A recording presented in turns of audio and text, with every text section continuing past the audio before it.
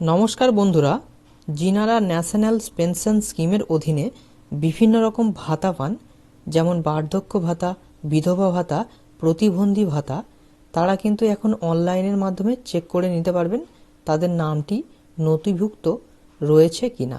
আজকে এই ভিডিওতে আমি দেখাবো পঞ্চায়েত অনুযায়ী 2024 সালের এই নতুন লিস্ট আপনারা কিভাবে অনলাইনে চেক করবেন, অথবা আপনারা এই লিস্ট কিভাবে ডাউনলোড করবেন সেটাও দেখাবো। তাই ভিডিওটি খুব গুরুত্বপূর্ণ হতে চলেছে। ভিডিওটি স্কিপ না করে পুরো দেখতে থাকুন। চলুন বন্ধুরা, ভিডিও শুরু করি। আপনারা সর্বপ্রথম গুগলে টাইপ করে নেবেন nsfe.nic.in, এটা লিখে আপনারা সার্চ করবেন। তারপর আপনারা দেখতে পারবেন ফার্স্টেই যে ওয়েবসাইটটা শো হবে সেই ওয়েবসাইটে আপনারা কিন্তু ক্লিক করবেন। ক্লিক করার পরে এখানে দেখতে পাচ্ছেন রিপোর্টস একটা অপশান রয়েছে। এই রিপোর্টসে আপনাদের কিন্তু ক্লিক করতে হবে। লিস্ট অফ রিপোর্টস, এখানে দেখতে পাচ্ছেন এই লিস্ট অফ রিপোর্টের 3 নম্বর একটি অপশান রয়েছে, দেখতে পাচ্ছেন স্টেট ড্যাশবোর্ড। এখানে কিন্তু আপনাদের ক্লিক করতে হবে। তারপরে আপনারা এখানে দেখতে পাচ্ছেন স্টেট, এখানে আপনাদের স্টেটটি সিলেক্ট করতে হবে। এখানে ওয়েস্ট বেঙ্গল করে দেবেন। নিচের দিকে একটু স্ক্রল ডাউন করবেন, দেখবেন ওয়েস্ট বেঙ্গল রয়েছে, এখানে ওয়েস্ট বেঙ্গল করবেন।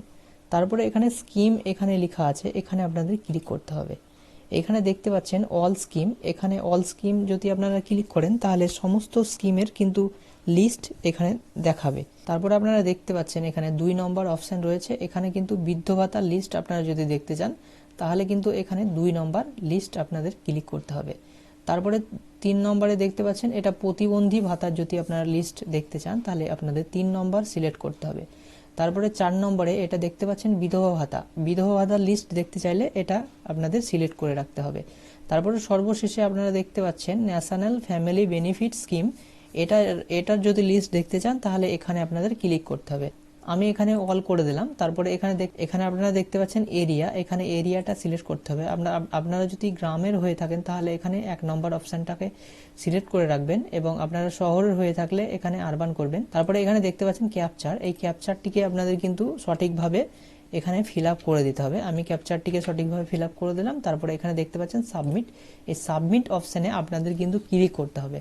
তারপরে একটু নিচের দিকে আপনারা আসবেন, এখানে দেখতে পাচ্ছেন ওয়েস্ট বেঙ্গলের আন্ডারে যতগুলো ডিস্ট্রিক্ট রয়েছে সমস্ত কিন্তু এখানে শো হবে। আপনাদের যে ডিস্ট্রিক্টটা হবে সেটা আপনারা এখানে সিলেক্ট করে দেবেন।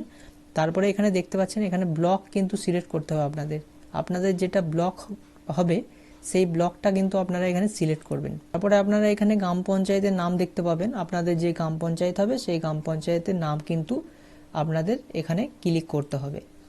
আপনারা এখানে দেখতে পাচ্ছেন যে পঞ্চায়েত অনুযায়ী আপনাদের সমস্ত লিস্ট কিন্তু এখানে শো হচ্ছে, এবং আপনারা যদি চান এখানে আপনারা সার্চ অপশান রয়েছে, এখানে সার্চ অপশানে নাম টাইপ করে আপনারা সার্চ করে দেখে নিতে পারেন, অথবা আপনারা এখানে দেখতে পাচ্ছেন নীল কালারের একটা আইডি নম্বর আপনারা দেখতে পাচ্ছেন, এখানে কিন্তু আপনারা ক্লিক করতে পারেন।